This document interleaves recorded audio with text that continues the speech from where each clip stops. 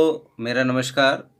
आज हम जो हमारा खंड सी चल रहा था 3-3 नंबर के प्रश्नों पर, वहाँ पर हम इस श्रृंखला को आगे बढ़ाते हुए आज हम जो हमारे व्रत से संबंधित जो प्रश्नावली है, जो कि ज्योमेट्री में आता है इसका पूरा पोर्शन, और हमें पता है ज्योमेट्री 20 अंक की है और इसमें 4 प्रश्नावलियाँ हैं। 4 प्रश्नावलियाँ हैं, चारों प्रश्नावलियाँ मिलकर कितने अंक को प्रदर्शित कर रही है? 20 अंकों को प्रदर्शित कर रही है। तो हमने समरूपता वाली प्रश्नावली पर बात की है, वहाँ पर 3 और 6 अंक दोनों पर ही बात हो रही है।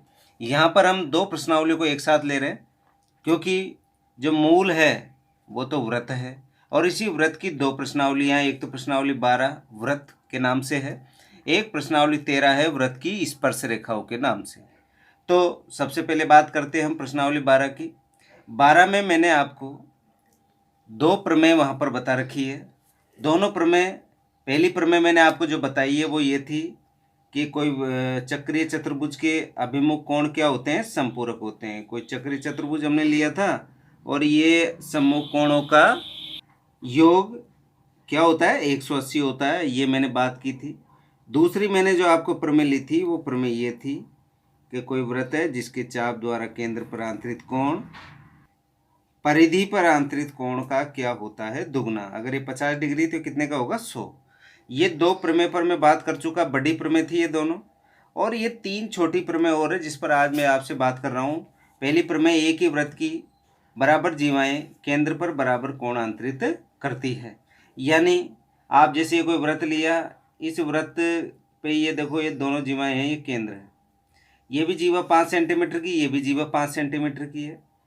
तो देखो, एक ही वृत्त की बराबर जीवाएं, ये एक ही वृत्त है, इसकी 5-5 सेंटीमीटर की जीवाएं केंद्र पर बराबर कोण अंतरित करती है। केंद्र पर क्या करती है? कोण क्या करती है? बराबर अंतरित करती है। ये हमको क्या करना है? सिद्ध करना है। इसकी जो विलोम प्रमेय है वो ये है कि जैसे आप से कहे कि किसी वृत्त पर जब 2 जीवाएं केंद्र पर जो कोण बनाती है वो बराबर बनाती है, तो वो जीवाएं बराबर लंबाई की होती है। सिद्ध कीजिए। यानी इसका अपोजिट भी वो पूछ सकता है। इसी प्रकार अगली प्रमेय है, वृत्त की एक जीवा के मध्य बिंदु को केंद्र से मिलाने वाली रेखा जीवा पर लंब होती है। जैसे आप ये कोई वृत्त लोगे, ये वृत्त की कोई जीवा है और ये केंद्र है। इसने कहा है कि एक जीवा के मध्य बिंदु, ये जीवा का मध्य बिंदु है, मध्य बिंदु को केंद्र से मिलाने पर, ये केंद्र से हमने मिला दिया, मिलाने वाली रेखा जीवा पर क्या होती है? लंब। ये 90 डिग्री का कोण बनता है। ये आपको क्या करना है? यहाँ पर सिद्ध करना है। इसको मैं अभी बताऊंगा। इसके बाद में वृत्त की समान जीवाएं केंद्र से समदूरस्थ होती है, ये तीसरी प्रमेय है। ये छोटी छोटी आपके पास ये तीनों प्रमेय हैं। इन तीनों प्रमेय को भी हमको अच्छे से करना है। इसके बाद हमारी जो प्रश्नावली 13 है, यहाँ पर 2 प्रमेय हैं विशेष। सबसे पहले नीचे वाले प्रमेय की बात कर लेता हूँ। सिद्ध कीजिए कि यदि एक वृत्त की स्पर्श रेखा से बनाए गए कोण क्रमशः उसी जीवा द्वारा एकांतर वृत्तखंड में बने कोणों के बराबर होती है। ये सत्र 2019 का, यानी पिछले साल का जो पेपर था माध्यमिक शिक्षा बोर्ड का, वहाँ पर ये 6 अंक का प्रश्न आया था अथवा में। कितने अंक आया था? 6 अंक का। और इसके साथ ही आया था चक्रीय चतुर्भुज वाला अथवा के अंदर। तो बच्चों ने अधिकतर चक्रीय चतुर्भुज वाला जो प्रश्न था इसको किया हल, इसको बच्चों ने कम किया। तो आप ऐसा नहीं समझे कि ये सत्र 2019 में आएगा तो इस साल नहीं आएगा। आपको तो पूर्ण तैयारी रखनी है। इसी तरह जो इस साल के लिए महत्वपूर्ण प्रमेय, इस आपकी प्रश्नावली 13 की, वृत्त की स्पर्श रेखा की, कि वृत्त के बाहर, ये आपका कोई वृत्त है और ये वृत्त के बाहर कोई बिंदु है, मैंने ले लिया P। बाहर बिंदु से वृत्त पर खींची गई स्पर्श रेखा, आपको पता है बाह्य बिंदु से 2 स्पर्श रेखा खींची जाती है। ये एक हो गई और ये हो गई दूसरी। खींची गई 2 स्पर्श रेखाएं परस्पर समान होती है। ये और ये दोनों को जब मापेंगे स्केल की सहायता से, जैसे ये 5 सेंटीमीटर है तो ये भी कितने की होगी? 5 सेंटीमीटर। ये आपको करना क्या है? सिद्ध करना है। तो प्यारे विद्यार्थियों, ये प्रमेय आप स्वयं करना है इसको। ये प्रमेय अभी मैं आपको बता रहा हूँ, ये दोनों छोटे छोटे प्रमेय फर्स्ट और थर्ड ये आपके लिए है। ये सेकंड वाली प्रमेय मैं अभी आपको इस सेशन में मैं बताऊंगा। आपको छोड़ना नहीं है, क्योंकि ये 20 नंबर का मामला है पूरा का पूरा। आप इसको 3 अंक तक ही सीमित नहीं रखें इस प्रश्नावली को। क्यों? क्योंकि यहाँ पर 2 प्रश्नावलियाँ हैं। ये देखो, ये 6 नंबर पे आ गया था, 6 नंबर की प्रश्न इधर से भी अथवा में आ गया था। तो दोनों प्रश्नावलियों में से ही 6-6 नंबर के प्रश्न आ गए। दोनों में से 3-3 के भी आ सकते हैं। तो क्योंकि 4 प्रश्नावलियों से मिलकर आपकी ज्योमेट्री बनी है, तो प्यारे विद्यार्थियों सभी जो आपकी प्रमेय है उसको अच्छे से बिल्कुल याद करते हुए और इन पर आधारित प्रश्नों को करना है। अब बढ़ते हैं आगे प्रश्न की ओर। प्रमेय पर बात कर रहे हैं हम। सिद्ध कीजिए कि एक व्रत है, व्रत की एक जीवा के मध्य बिंदु को। तो क्या दे रखा है आपको? आप कहोगे सर हमको एक तो व्रत दे रखा है और व्रत की क्या दे रखी है? एक जीवा दे रखी है, और जीवा का भी क्या दे रखा है? मध्य बिंदु दे रखा है, और व्रत का केंद्र है आपके पास। को मिलाने वाली जो रेखा है वो जीवा पर क्या होती है? लंब। जो मैंने ये लाइन बनाई है वक्र, ये आपको करनी है सिद्ध। तो प्यारे विद्यार्थियों क्या दे रखा? सबसे पहले एक व्रत हमने क्या बना दिया? एक व्रत। ये व्रत हम यहाँ पर बना रहे हैं, और व्रत को बनाकर जैसा जैसा हमको जीवा में इसमें प्रमेय में जो प्रश्न हमको मिला उसके अनुसार हम इसको हल कर रहे हैं। कि एक जीवा कि ये एक जीवा ले ली, और उसने क्या कहा? जीवा के मध्य बिंदु को, ये जीवा का मध्य बिंदु बीचों बीच में को ये व्रत का केंद्र है। व्रत के केंद्र से मिलाने वाली, ये व्रत के केंद्र से मिलाने वाली रेखा जीवा पर क्या होती है? लंब होती है। यानी ये 90 डिग्री का, ये 90 डिग्री का, ये आपको क्या करना है? सिद्ध करना है। तो यहाँ पर देखिए, आप लिखोगे सबसे पहले नंबर 1 दिया हुआ है। क्या दिया हुआ है? आप कहोगे सर एक व्रत है। लो भाई, एक व्रत दे रखा है जिसका केंद्र ओ है। क्या है? ओ। ये ओ हमने नाम दे दिया। एक व्रत है जिसका केंद्र क्या है? ओ। अब एक जीवा भी आपको दे रखी है। इस जीवा का हमने नाम दिया ए बी जीवा का मध्य बिंदु हमने क्या ले लिया? एम। ए बी जीवा का मध्य बिंदु क्या है? एम। फिर इसके बाद में मध्य बिंदु को केंद्र से मिलाने वाली रेखा, ये केंद्र से मिल रही है रेखा। आप कहोगे सर ये ओ एम जो है ये ए बी से मिल रही है, और एम को किससे मिलाया हमने? ओ से मिलाया है। तो ये मध्य बिंदु क्या है? एम है। अब चलो आगे, नंबर 2 आपको क्या करना है? सिद्ध। ये नंबर 2 में आ गया, सिद्ध करना है। क्या सिद्ध करना है प्यारे विद्यार्थियों? सिद्ध करना है कि ये जो जीवा पर क्या है? लंब। ये ओ एम किस पर लंब है? आप कहोगे सर ए बी पर लंब है। ये आपको करना है सिद्ध। अब आता है आपका नंबर 3 रचना। रचना में करना क्या है आपको? रचना में करना है आपको ओ को ए से, ये ओ है, ओ को तो किससे मिलाना है? ए से, और ओ को ही किससे मिलाना है? बी से। बस इतना सा काम करना है रचना के अंदर। तो आप रचना में लिखोगे ओ को ए तथा बी से मिलाया। बस रचना में इतना सा हमने काम किया। अब मिलने के बाद में अब क्या करते हैं? नंबर 4 पे आ जाता है, हम उपपत्ति पे। यह आपकी उपपत्ति वाली बात हम यहाँ पर करेंगे।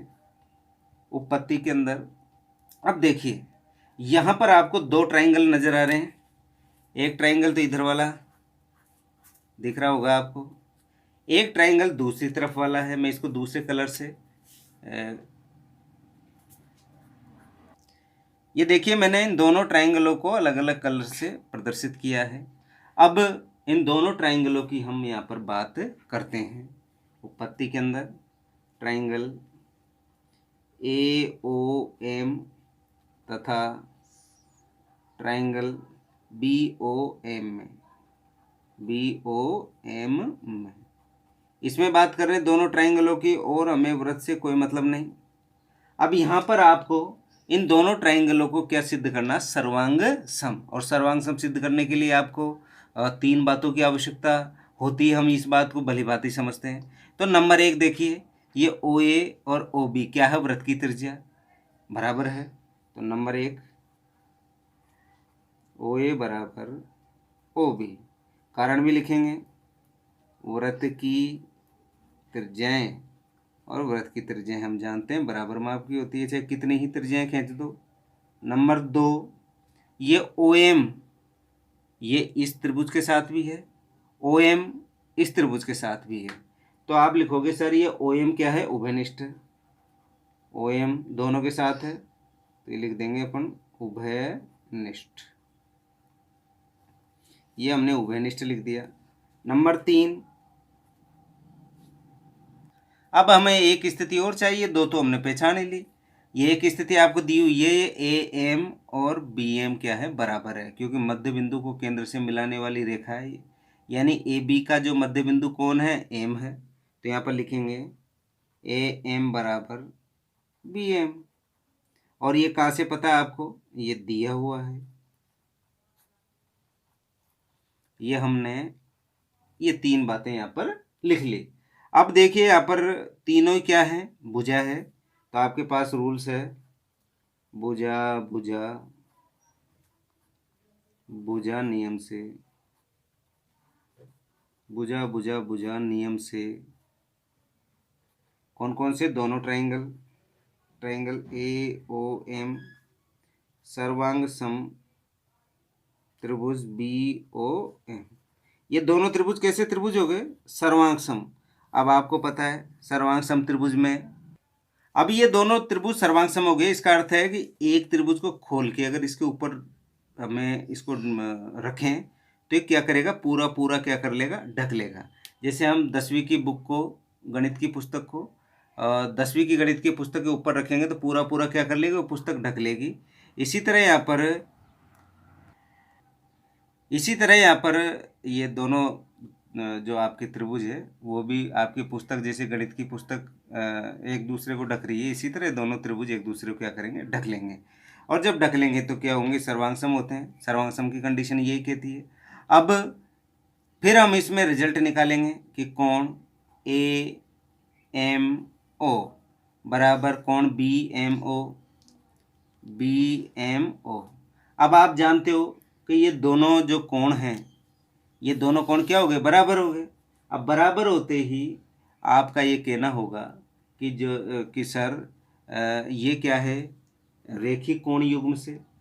आप कहोगे कि रेखिक कोण युग्म, जो कि हमने कक्षा 9th में पढ़ा है, हमने 9th की पुस्तक में था, इसका पूरा डिटेल में पूरा पार्ट था। तो क्योंकि ये दोनों कोणों का जोड़ कितना है, 180 है। कितना है, 180 है। तो आप कहोगे सर कि कोण AMO बराबर कोण BMO, क्योंकि 90-90 क्यों होंगे, 90-90 के, क्योंकि इन दोनों का जोड़ कितना है, 180, और ये दोनों ही बराबर बराबर, तो 90-90 के होंगे। अब जब ये 90 का होगा तो इससे क्या हमें पता लगा, इससे हमें ये पता लगा कि जो OM है वो लंबवत है किस पर, AB पर, क्योंकि जब तक 90 डिग्री का कोण नहीं बनेगा जब तक हम लंबवत नहीं कहेंगे। तो हमने यही हमको क्या करना था, सिद्ध करना था। तो ये जो उल्टा टी का जो आपका चिन्ह है ये किसका है, लंबवत का है। इति सिद्धम। देखिए अगली जो प्रमेय है वो प्रमेय कह रही है कि वृत्त के बाहर स्थित किसी बिंदु से वृत्त पर खींची गई 2 स्पर्श रेखाएं परस्पर क्या होती है, समान होती है। आप कहोगे सर क्या क्या दे रखा है, एक तो वृत्त दे रखा है और एक वृत्त के बाहर कोई बिंदु दे रखा है। से क्या खींचनी है हमको, स्पर्श रेखा खींचनी है 2। और स्पर्श रेखाएं क्या होती है, परस्पर समान होती है, यानी लंबाई में क्या होती है, बराबर होती है। ये आपको जो गोले गोले लगा रखे हैं वो दे रखा है, और जो ये नीचे लाइन बना रखी है मैंने, वो आपको क्या करना है, सिद्ध करना है। तो सबसे पहले क्या बनाएंगे, एक वृत्त बनाया हमने। ये लो भाई, हमने एक वृत्त बना दिया, ये वृत्त। अब ये वृत्त का क्या है, केंद्र है, इसको ओ से नामांकित किया। अब कोई बाहर स्थित, ये बाहर हमने कोई बिंदु ले लिया, क्या ले लिया, जैसे मैंने ले लिया पी ले लिया। इस बिंदु से वृत्त पर 2 स्पर्श रेखा, हमको पता है बाह्य बिंदु से कितनी स्पर्श रेखा खींची जा सकती है, 2 ही खींचती है। ये 2 स्पर्श रेखा मैंने यहाँ पर खींच दी, ये 2 स्पर्श रेखा हो गई। अब क्या करना है, दोनों स्पर्श रेखा लंबाई में क्या होती है, बराबर होती है, ये आपको सिद्ध करना है। यहाँ पर हमने नाम दिया, ये ए और ये बी, ठीक है। ये बात आपको दे रखी है, और सिद्ध ये करनी है आपको कि ये जो दोनों, ये बीपी और एपी, ये दोनों लंबाई में क्या है, बराबर है। अब जैसे आपको चित्र पूरा समझ में आता है तो फिर सवाल तो यूं ही आप कर लोगे। तो यहाँ पर सबसे पहला नंबर आता है, दिया है, दिया हुआ है, क्या दिया हुआ, जो जो गोले लगे हुए हैं वो दे रखा है हमको। यहाँ लिखेंगे एक वृत्त जिसका केंद्र, आप कहोगे सर क्या है, ओ है। एक वृत्त जिसका केंद्र क्या है, ओ है। अब स्पर्श रेखाएं, बाह्य बिंदु क्या है, आप कहोगे सर बाह्य बिंदु हमने पी रखा है, बाह्य बिंदु पी से 2 स्पर्श रेखाएं, 2 स्पर्श रेखाएं कौन कौन सी है, आप कहोगे सर एपी व बीपी है। इतना आपको क्या है, उसने दे रखा है। अब नंबर 2 पे आता है सिद्ध करने वाली बात। लो भाई, हम सिद्ध भी कर देते हैं इसको। क्या सिद्ध करना है कि स्पर्श रेखाएं लंबाई में क्या है, समान है या बराबर है। लो, इसको सिद्ध करने के लिए आपको बताना पड़ेगा कि एपी बराबर बीपी, यही तो आपको बराबर सिद्ध करना है। लो, ये इसको सिद्ध बहुत ईजी तरीके से करेंगे अभी। अब देखो, आपको रचना करनी पड़ेगी। नंबर 3 आ गया आपका रचना का। रचना में करना क्या है आपको, रचना के अंदर आपको ये बी है, बी को ओ से मिला देना है, और ओ को किससे मिला देना, ए से, और फिर क्या, ओ को किससे मिला देना, पी से। यानी जो तीनों जो बिंदु थे, इन तीनों बिंदुओं को हमने किससे मिला दिया, ओ से। यहाँ लिखेंगे ओ को ए कोमा बी तथा पी से मिलाया। आप कहोगे सर ये तो बहुत ईजी है, आपने मिला दिया। मिलाने के बाद में आपके पास 2 क्या बन रहे हैं, यहाँ पर 2 त्रिभुज बन रहे हैं, आपको दिख रहे हैं यहाँ पर। आप कहोगे सर एक त्रिभुज तो ये ऊपर वाला है, दिख रहा होगा आपको अच्छे से, और एक त्रिभुज ये जो खाली मैंने छोड़ा है ये है। अब इन दोनों त्रिभुजों को जैसे अभी अभी हमने प्रमेय सिद्ध की थी, वैसा का वैसा ही काम करना है यहाँ पर भी। तो लो भाई, हमें क्या करें, यहाँ पर नंबर 4 आ गया, उपपत्ति। उपपत्ति के अंदर देखो, यहाँ पर 2 ट्राइंगल है आपके पास, त्रिभुज कौन कौन सा है, बी ओ पी तथा दूसरा त्रिभुज क्या है, ए ओ पी। त्रिभुज ए ओ पी में इन दोनों ट्राइंगलों की मैं बात करूंगा और किसी की भी बात नहीं करूंगा। देखिए, सबसे पहला इन दोनों को क्या करना, सर्वांग सिद्ध करना है। नंबर 1, आपको पता है ओ ए और ओ बी क्या है, ये वृत्त की त्रिज्या है। वृत्त की त्रिज्याओं की जो माप होती क्या होती, बराबर होती है। तो यहाँ पर लिखेंगे ए ओ बराबर बी ओ, कारण लिखेंगे यहाँ पर वृत्त की त्रिज्याएं, वृत्त की त्रिज्याएं हैं, इसलिए क्या है, ये बराबर है। नंबर 2, ये ओ पी क्या है, उभयनिष्ठ है, क्योंकि ये ओ पी ऊपर वाले ट्राइंगल के साथ भी है और ये ओ पी नीचे वाले के साथ भी, यानी दोनों तरफ ही है। जैसे एक हमारा मकान होता है, उसके जो 2 कमरे होते हैं उनके बीच में एक ही दीवार होती है ना, तो उस एक ही दीवार को क्या बोलते हैं, हम उभयनिष्ठ बोलते हैं। तो ये उभयनिष्ठ है। तो आप लिखोगे ओ पी बराबर ओ पी, कारण लिख दो उभयनिष्ठ, ये उभयनिष्ठ लिख दिया मैंने। इसके बाद में एक कंडीशन और छांट लो आप देखो, दो तो हमने छांट ही ली, एक तो ये आपने त्रिज्याएं, एक क्या ले ली, उभयनिष्ठ ये रेखा ले ली, और एक और देखो, ये भी हमको पता है, हम जानते हैं कि किसी वृत्त की स्पर्श रेखा के स्पर्श बिंदु को वृत्त के केंद्र से मिलाने पर कितने डिग्री का कोण बनता है, 90 डिग्री का कोण बनता है। तो यहाँ पर लिखेंगे कोण ओ ए पी बराबर कोण O B P, O B P. कारण क्या होगा, ये 90 डिग्री का कोण है। कितना डिग्री का, 90 डिग्री का। तो आपके पास नियम आ गया, भुजा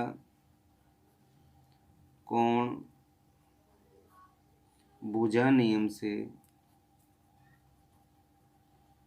से ये दोनों त्रिभुज कैसे त्रिभुज हो गए, आप कहोगे सर ये दोनों त्रिभुज सर्वांग त्रिभुज हो गए।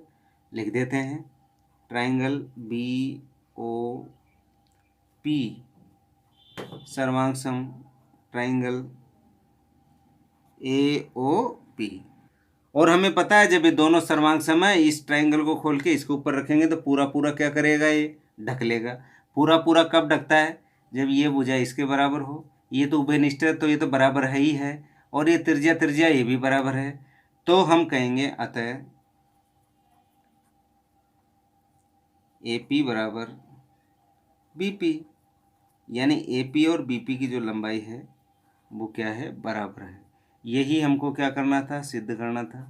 तो इति सिद्धम। इस तरीके से हम इस जो प्रमेय है इसको बड़ी आसानी से किया, और बहुत महत्वपूर्ण है। आप इसको बहुत महत्वपूर्ण समझ के करें, क्योंकि परीक्षा में पूछी जाती है, पूछी जा रही है, पिछले साल नहीं पूछी गई। आगे बढ़ते हैं, प्रश्न बढ़ रहे हैं, और मैंने प्रश्नों का चुनाव किया चित्र वाले प्रश्नों का। आपको सभी प्रश्न करने हैं, विशेषकर चित्रों पर मैंने इसलिए जोर दिया है क्योंकि एक प्रश्न चित्रों पर आधारित आपका पूछा जाएगा 3 नंबर का, पिछले 2-3 साल से लगातार आ रहा है इस प्रश्नावली से। और चित्र पर आधारित प्रश्नों पर भी आपके पास मुश्किल से 15 प्रश्न होंगे, मुश्किल से चित्र वाले, जिसको अगर हम अच्छे से कर लेते हैं तो एक प्रश्न आपको 3 नंबर का चित्र में निश्चित तौर पे मिल जाएगा। पिछले साल भी मिला था व्रत से संबंधित। अब देखिए, ये मैंने एक चित्र आपके सामने लिया, परीक्षा में भी चित्र आएगा इस तरह का। ये चित्र, ये वृत्त के केंद्र को ओ प्रदर्शित कर रहा है, ये बी सी और ए, ये परिधि पर बिंदु स्थित है। तो इसने क्या पूछा है कि ए बी चाप, ये क्या है, ए बी चाप, ये वाला चाप हो गया ए बी चाप, और चाप ए सी, ये चाप हो गया ए सी वाला चाप हो गया, ए बी और ए सी चाप द्वारा केंद्र परांतरित कोण। ये केंद्र परांतरित कोण कितना दे रखा है इसमें, 120 है, ये कितना है, 80 है। तो कोण बी ए सी, एक तो इसका मान पूछ लिया इसने, बी ए सी का, और दूसरा क्या पूछा है, कोण बी ओ सी, ये वाला पूछ लिया इसने। ये आपको दोनों कोणों के मान आपको निकालने हैं।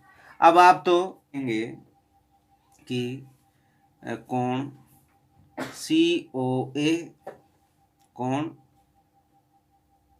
आपका है सी ओ ए, ये वाला कोण आ गया सी ओ ए, ये वाला कोण, प्लस ए ओ बी, कोण ए ओ बी, प्लस कोण बी ओ सी, कोण बी ओ सी बराबर, ये इसके चारों तरफ कोणों का जोड़ कितना होता है, 360 होता है, हमें पता है, ये 360 डिग्री हो गया।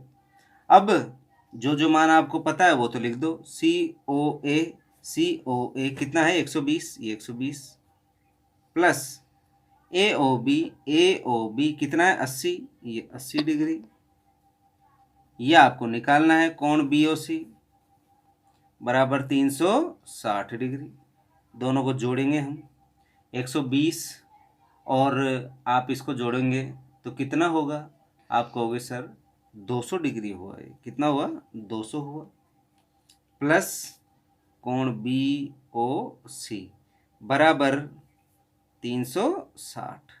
अब ये 200 को हम क्या कर देते हैं, पक्षांतरण कर देते हैं, यहाँ पर पक्षांतरण करने पर, जब पक्षांतरण करेंगे तो 200 जब दूसरे पक्ष में जाएगा तो प्लस का इधर जाके किसका हो जाएगा, माइनस का हो जाएगा। तो कोण BOC बराबर 360 माइनस 200, कोण BOC बराबर कितना बचा। अब आप कहोगे 360 में से जब 200 निकलेंगे यानी हम इसको घटाएंगे तो आपके पास 160 डिग्री का कोण आपको मिलेगा। ये किसका मान मिला आपको, ये मिला आपको O वाले का, यानी BOC जो केंद्र पर आंतरित कोण हो रहा है कौन से चाप द्वारा, BC द्वारा। कौन से चाप द्वारा, आप कहोगे सर BC चाप द्वारा जो केंद्र पर आंतरित कोण हो रहा है वो कितने का बन रहा है, 160 का। अब आपको दूसरे कोण का मान निकालना है। आपने BOC का तो निकाल ही लिया, आप किसका निकालोगे, अब हम ये निकालेंगे BAC का। अभी बीच वाला पूरा सिस्टम हम इसको भूल जाते हैं, केवल इतना ध्यान रखते हैं BOC बराबर तो कितना है 160 और BAC का हमको निकालना है। तो यहाँ लिखेंगे हम जानते हैं कि, हम क्या जानते हैं, वही प्रमेय। प्रमेय कौन सी, जो कि मैंने प्रमेय, जो मेरा जो टॉपिक है 1.1H प्रमेय वाला, वहाँ पर प्रमेय हो रही है। और वो प्रमेय ये है, मैं लिख रहा हूँ यहाँ पर कि हम जानते हैं कि किसी वृत्त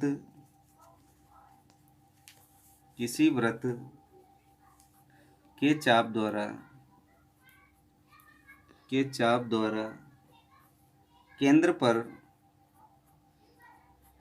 केंद्र पर अंतरित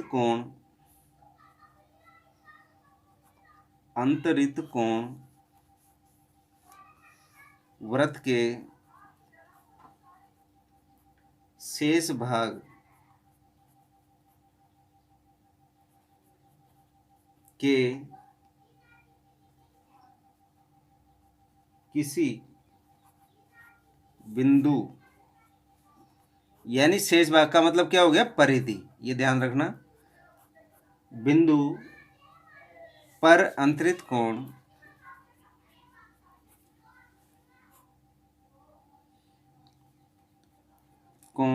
का दुगना होता है।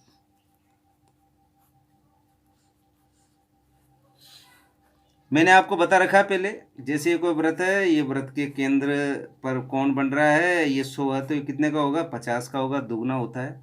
तो अब देखते हैं हम यहाँ पर इससे कि ये वाला BOC तो क्या होगा, दुगना, इसे 100 है तो ये कितने का होगा, 50 का होगा। तो यहाँ पर लिखा हमने कोण BAC और कोण BAC लिखा, कोण BAC, ये तो कौन सा हो गया आपका, BAC परिधि वाला हो गया। और ये BOC ये कौन सा हो गया, केंद्र वाला हो गया, केंद्र का बड़ा है और परिधि का क्या छोटा है। तो आप यहाँ पर बराबर का चिन्ह लगा के ये लो भाई, ये तो क्या हो गया, केंद्र का हो गया। आप ध्यान रखना इसको अच्छे से, ये तो केंद्र वाला कोण बन गया और ये कौन सा बन गया, परिधि पर हो गया। अब हम मान रख देते हैं, ये 2 कोण BAC बराबर, ये कितने का निकाला आपने BOC, 160 का, 2 चले गए बटे में, तो कोण BAC बराबर 160 बटा 2। तो कोण BAC बराबर 160 में 2 का जब भाग लगाएंगे तो कितना डिग्री आएगा, आप कहेंगे सर 80 डिग्री आएगा। आप भाग लगा के देख लें, क्योंकि 80 दूना 160 होता है। तो BAC का मान कितना निकला, आप कहोगे सर 80, और इसका कितना निकला, आप कहोगे 160। वैसे भी हमको पता है कि ये डबल होता है इसका, यानी परिधि पर आंतरित कोण केंद्र पर आंतरित कोण का क्या होता है, आधा होता है। इस तरीके से बोल लो, चाहे आप इस तरीके से बोलें, जैसे ये 160 है तो ये केंद्र पर आंतरित कोण परिधि पर आंतरित कोण का क्या होता है, दुगना होता है। इस तरीके से हमने ये प्रश्न बड़े आसानी से कर लिया। तो इस तरह के जो चित्र वाले प्रश्न हैं, चित्र वाले जो प्रश्न हैं उन पे विशेष आपको फोकस रखना है, क्योंकि एक 3 नंबर का चित्र आपके परीक्षा में आएगा और उस चित्र पर आधारित आपको प्रश्न हल करना है। आगे बढ़ते हैं अगले प्रश्न की ओर। अगला प्रश्न है, चित्र से मैंने लिया है यहाँ पर, ये आपको देखो एक चित्र बना हुआ है, ये वृत्त है और इस वृत्त पर एक चतुर्भुज बना हुआ है और इस चतुर्भुज के शीर्ष वृत्त की परिधि पर है। तो हमें पता लग गया कि कौन सा चतुर्भुज है, चक्रीय चतुर्भुज है। और मैंने आपको प्रमेय बताई थी, किसी चक्रीय चतुर्भुज के अभिमुख कोण क्या होते हैं, संपूरक होते हैं। तो यहाँ पर किसका मान पूछा है, एक्स का और वाई का मान पूछा है। ये कोण किस में है, सब डिग्री में है। तो हम इसको शुरू करते हैं। देखिए यहाँ पर हम हल करते हैं इसको। हल में आप सीधे ही लिखें। हम जानते हैं कि क्या जानते हो आप, चक्रीय चतुर्भुज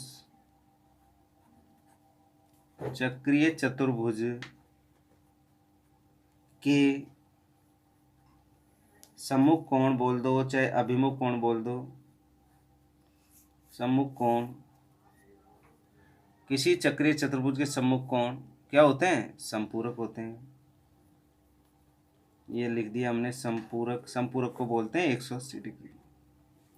यानी किसी चक्रीय चतुर्भुज के सम्मुख कोणों का या सम्मुख कोण संपूरक होते हैं, यानी दोनों का जोड़ कितना होता है, 180 डिग्री का होता है। और आप इसे ऐसे भी कह सकते हो, किसी चक्रीय चतुर्भुज के जो आमने सामने के जो कोण हैं, इन दोनों का जोड़ कितना होता है, 180 डिग्री होता है। अब देखिए आमने सामने के कोणों को हम जोड़ लेते हैं। सबसे पहला ये बी और डी, यानी कोण बी प्लस कोण डी बराबर कितना है, आप कहोगे सर संपूरक का तो 180 डिग्री है। यहाँ पर ये जरूर लिख लो, चतुर्भुज कौन सा है, ए बी सी डी में, चतुर्भुज ए बी सी डी। इसको और भी लिख सकते हैं चक्रीय चतुर्भुज। कौन सा चतुर्भुज, चक्रीय चतुर्भुज। ए बी सी डी में कोण बी प्लस कोण डी बराबर कितना, 180। कोण बी का मान आप लिखोगे यहाँ पर 4y माइनस 4 डिग्री, ये सब डिग्री में है। और क्या करना है, जोड़ करना है, plus 2x degree plus 4 degree बराबर 180। अब देखिए इसको थोड़ा सा एक कोष्टकों को खोल लेते हैं। 4y माइनस 4 प्लस 2x सब डिग्री में प्लस 4 बराबर 180। अब देखिए ये 4 और ये 4, एक 4 प्लस का है और एक 4 किसका है, माइनस का है। ये 4 क्या हो गए, कट गए। क्या बचा आपके पास, पहले x को लिख लो या चाहे y को लिख लो, कैसे भी लिख सकते हैं अपन इसको। अपन को पूर्ण इसकी क्या है, छूट है। आप इसको किसी भी तरीके से लिख सकते हो। पहले मैंने x को लिखा, 2x प्लस 4y बराबर 180। अब यहाँ पर देखो 2 कॉमन आ रहा है, कॉमन लिया, बचा क्या है x प्लस यहाँ पर कितना बचा, 2y बराबर 180। 2 चलेगा बटे में, x प्लस 2y बराबर 180 डिग्री बटा 2, देन x प्लस 2y बराबर कितना हो गया, 90 डिग्री। समीकरण नंबर 1। ये सब डिग्री में है, ये ध्यान रखना। ये x और y का मान सब किस में है, डिग्री में है। ये हमने समीकरण नंबर 1 दे दिया। अब दूसरे पे बात कर लेते हैं हम। दूसरा क्या है, ए और सी का जोड़, कोण ए प्लस कोण सी बराबर भी कितना डिग्री, 180 डिग्री। कोण ए का मान कितना है, आप कहोगे सर 5y प्लस 5 डिग्री। फिर अपन को प्लस x प्लस 10 डिग्री बराबर कितना है इसका मान, आप कहोगे सर वही 180 डिग्री होता है। अब इसको थोड़ा सा सरल कर लेते हैं। यहाँ पर देखो x डिग्री आ गया प्लस 5y आ गया, 5 और 10 कितना हो गया, 15 डिग्री बराबर 180। 15 को इधर ट्रांसफ़र कर दो, पक्षांतरण कर दो, तो x degree plus 5y degree और बराबर 180। 15 इधर गया, माइनस का 15। अब देखिए x degree plus 5y degree बराबर 180 में से आप कितना घटाओगे, आप 15 घटाओगे तो आपको कितना मिलेगा। आप देखो 10 में से 5 गया तो 5, 7, 6, 165 डिग्री आ गया। इस समीकरण नंबर 2 आ गया। x और y का मान पूछा है।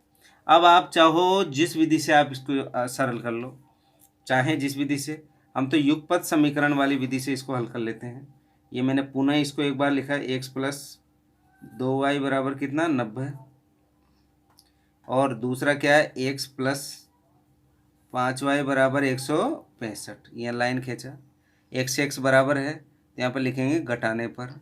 घटाने पर चिन्ह क्या होते हैं, बदलते हैं, चिन्ह बदलते हैं। माइनस, ये माइनस, ये माइनस हो गया, x से ये x कट गया, 2y में से 5y गया तो माइनस का 3y। इधर से देखो 90 में से 165 घटाएंगे तो कितना होगा, माइनस का 75। देन y बराबर माइनस का 75 अपॉन माइनस का 3। माइनस माइनस क्या हो गए, प्लस हो गए, तो y। अब देखो आप इसको जब हम इसको हल करेंगे तो y कितना होगा, 25 75, ये 25 डिग्री। आप कहोगे सर y जो मान आ रहा है वो कितने डिग्री आ रहा है, 25 डिग्री। अब y का मान चाहो तो समीकरण 1 में रख दो, चाहो समीकरण 2 में रख दो, तो y डिग्री का मान समीकरण 1 में रखने पर, हमने तो 1 में रख दिया, 1 में रखने पर लो 1 में रखते हैं, 1 को उतारा मैंने, x प्लस 2y बराबर कितना हो गया 90। तो ये x degree plus 2 into Y का मान कितना है 25 बराबर 90। 25 दूना 50 बराबर 90। 50 चले गया ट्रांसफ़र होके, यानी पक्षांतरण किया हमने, तो x बराबर 90 माइनस 50, तो x बराबर आपके पास कितना आ गया, 90 में से 50 गया तो 40 डिग्री। आपने x और y का मान आसानी से यहाँ पर निकाल लिया। x का मान कितना निकला, आप कहोगे सर 40 डिग्री निकला, और y का मान कितना निकला, 25 डिग्री निकला। इस तरीके से हम बहुत साधारण तरीके से इस प्रश्न को हमने हल किया। आपको ये ज़रूर ध्यान रखना है कि ये प्रमेय आपको यहाँ पर लिखनी ही लिखनी है, क्योंकि यही तो, इसी के आधार पे तो हमने इस सवाल को हल किया है।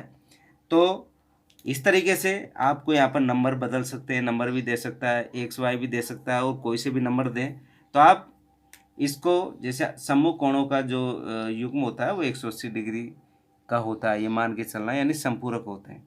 तो चक्रीय चतुर्भुज की 2019 में प्रमेय आई थी, तो सवाल पे विशेष फोकस हमको रखना है। प्रमेय प्रमेय भी मैंने आपको बता रखी है, मेरे प्रमेय वाले जो भाग है वहाँ पर आप इसकी प्रमेय को भी आप मैंने बहुत साधारण तरीके से वहाँ पर इसको समझा रखी है, इजी तरीके से आपको वहाँ पर समझ आ जाएगी। अगले प्रश्न की ओर बढ़ते हैं। 2 सकेंद्रीय वृत्तों की त्रिज्या 5 सेंटीमीटर और 3 सेंटीमीटर है। सकेंद्रीय का मतलब ऐसे दो वृत्त जिनका केंद्र क्या हो, एक ही हो। जैसे मैंने एक ये लिया बड़ा वाला वृत्त, एक वृत्त तो मैंने ले लिया ये, ठीक है, और दूसरा वृत्त और ले लेता हूं मैं। आप कहोगे सर ये दूसरा वृत्त हमने लिया, ये दूसरा वृत्त ले लिया, यहाँ पर ये दूसरा वृत्त हो गया। अब दोनों वृत्त क्या है, सकेंद्रीय वृत्त है, क्योंकि दोनों वृत्तों का केंद्र क्या है, यहाँ पर एक ही है, ये मान के चलना। अब इसने क्या कहा है, बड़े वृत्त की उस जीवा की लंबाई ज्ञात करो जो छोटे वृत्त को क्या करती हो, स्पर्श करती हो। ये देखिए बड़ा वृत्त पे मैंने क्या बना दी, एक जीवा बना दी, और इस जीवा की क्या पूछी उसने, बड़े वृत्त की उस जीवा की लंबाई ज्ञात कीजिए जो छोटे वृत्त की स्पर्श रेखा है। ये बड़े वृत्त की तो क्या है, जीवा है, और छोटे वृत्त को देखो ये स्पर्श कर रही है, यहाँ पर इस बिंदु पर ये स्पर्श कर रही है, ठीक है। तो इसने क्या पूछा है, बड़े वृत्त की उस जीवा, यानी इस जीवा की टोटल लंबाई उसने पूछी है। इसको मैं नामांकित किया ए, और इसको क्या बी, ये आपका केंद्र क्या है, ओ है, और ये ओ को किससे मिला दें, इस बिंदु से मिला दें, स्पर्श बिंदु से, स्पर्श बिंदु से मिलाएंगे, इसको नाम हमने क्या दे दिया, पी। अब ध्यान दें इधर, अभी अभी हमने जो प्रमेय की थी जहाँ पर हमने दो त्रिभुजों को क्या किया था, सर्वांगसम किया था, वही बात यहाँ पर हो रही है। हमें पता है, हम जानते हैं, क्या जानते हैं कि जब किसी वृत्त की स्पर्श रेखा के स्पर्श बिंदु को केंद्र से मिला दें तो उनके बीच में कितने डिग्री का कोण होता है, आप कहोगे सर 90 डिग्री का कोण होता है। ये 90 है, ये भी 90 डिग्री हो गया। अब अगर ओ को ए से मिला दूँ मैं, फिर ओ को किससे मिला दूँ, एक से भी काम चल जाएगा, इधर भी मिला सकते हो, इधर भी मिला, हमने एक तरफ मिला दिया। तो अब आप कहोगे सर जो ये त्रिभुज बना है, कौन सा त्रिभुज, ये वाला त्रिभुज, ये वाला त्रिभुज कौन सा त्रिभुज हो गया, समकोण त्रिभुज हो गया। तो देखिए अब जो जो दे रखा है वो तो हम यहाँ पर लिख देते हैं। हल में लिखा हमने माना O केंद्र वाले दो सकेंद्रीय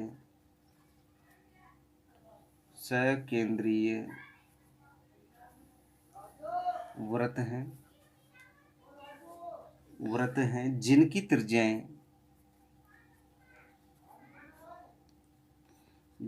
त्रिज्याएं OP व OA है। आप समझ लो ये OP और OA, ये OP तो क्या है, छोटे वृत्त की त्रिज्या है, और OA क्या है, इस बड़े वृत्त की त्रिज्या है। ये हमने क्या कर लिया, यहाँ पर मान लिया। अब बड़े वृत्त की जीवा कौन है, यहाँ बड़े वृत्त की जीवा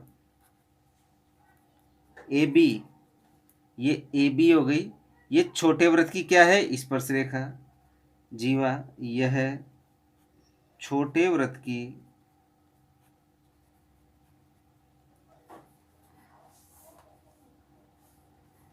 स्पर्श रेखा है।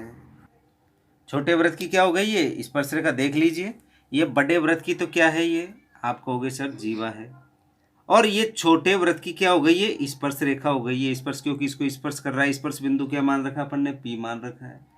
तो हमें पता है जब ये O को यानी OP यहाँ लिखेंगे, हम जानते हैं कि हम क्या जानते हैं, हम जानते हैं कि OP लंब होता है किस पर, AB पर, क्योंकि वृत्त की स्पर्श रेखा के स्पर्श बिंदु को वृत्त के केंद्र से मिलाने पर जो स्पर्श रेखा और त्रिज्या के मध्य जो कोण बनता है वो कितने डिग्री का होता है, 90 डिग्री का होता है। मैंने यहाँ पर इसको यहाँ पर प्रदर्शित कर दिया। यहाँ पर लिख सकते हैं कोण P बराबर कितने डिग्री का हो गया आपके पास, 90 डिग्री का हो गया। अब ये समकोण त्रिभुज है, त्रिभुज AOP में ये त्रिभुज कैसा है, यह त्रिभुज समकोण त्रिभुज है। यह त्रिभुज समकोण है या समकोण त्रिभुज है। अब जब समकोण त्रिभुज है तो पाइथागोरस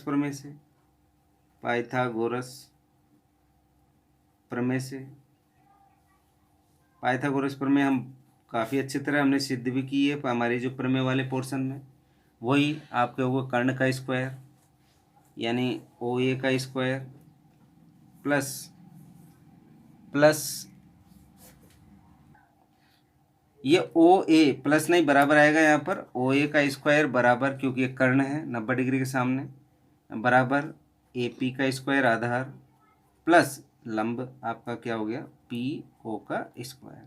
अब OA कितना है, त्रिज्या कितनी है, बड़ी वाली 5 है, 5 सेंटीमीटर, और छोटी वाली कितनी है, 3 सेंटीमीटर।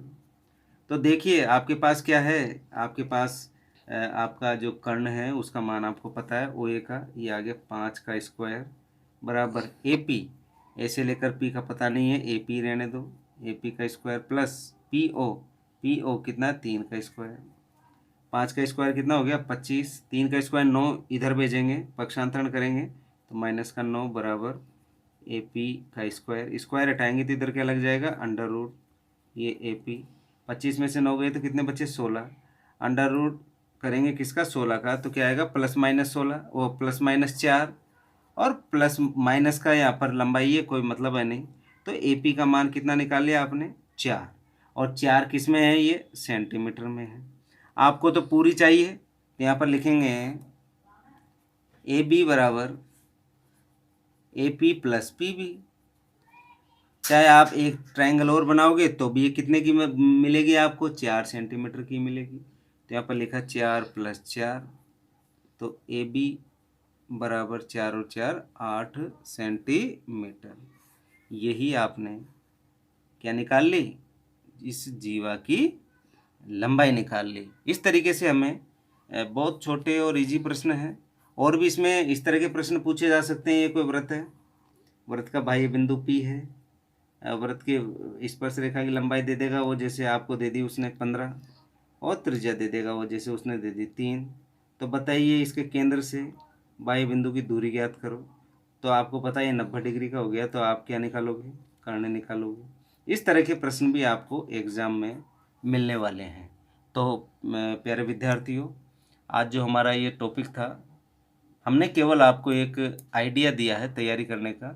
आप सवालों पर बहुत अच्छे से मेहनत करें, क्योंकि प्रश्नावली ये बड़ी है, और बड़ी होने के कारण हम इसके जो मैंने जिस तरीके से आपको गाइड किया है कि भाई यहाँ पर चित्र वाले करने ही करने हैं, क्योंकि चित्र वाले पूछे ही जा रहे हैं, सवाल पूछे ही जा रहे हैं, और इधर से स्पर्श रेखा वाले आपको जो सवाल हैं वो हेडिंग के रूप में आएंगे। चित्र बनाते हुए आपको सवालों को हल करना है। जितने भी सवाल हैं इन प्रश्नावली में, सभी के चित्र आपको बनाने हैं। बिना चित्र आप एक भी सवाल मत करो, सभी चित्र बनाकर ही करो। बिना चित्र कोई सवाल होता नहीं है इसका। इस तरीके से आप इसको विशेष ध्यान रखते हुए इस प्रश्नावली को करना, निश्चित तौर पर आपको सफलता मिलेगी, अच्छे मार्क्स आपको मिलेंगे, ऐसा मेरा मानना है। आज के लिए इतना ही, और फिर कल हम एक नए भाग के साथ फिर मैं आपके बीच उपस्थित होऊंगा। धन्यवाद।